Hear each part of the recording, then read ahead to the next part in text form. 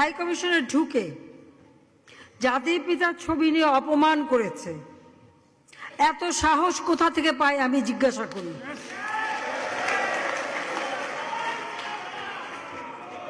আমি জানি না আমাদের হাই কমিশনে এখন কারা বসেছিল এবং তারা সেখানে কিছুই করতে পারলো না কেন, সেটাও বড় প্রশ্ন।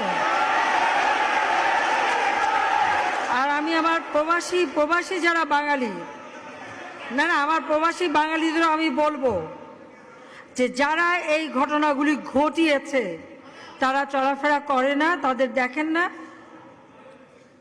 যে হাত দিয়ে জাতির পিতার ওই ছবি নিয়ে তারা ভেঙেছে, তাদের যা উপযুক্ত করা উচিত সেটা করতে হবে। কারণ জাতির পিতার নাম মুছে ফেলার চেষ্টা করা হয়েছিল, তো তারিখ যেহেতু দূরের কথা, ওর বাপ তো চেষ্টা করেছিল এই দাব বুঝতে, ওর বাপও চেষ্টা করেছে।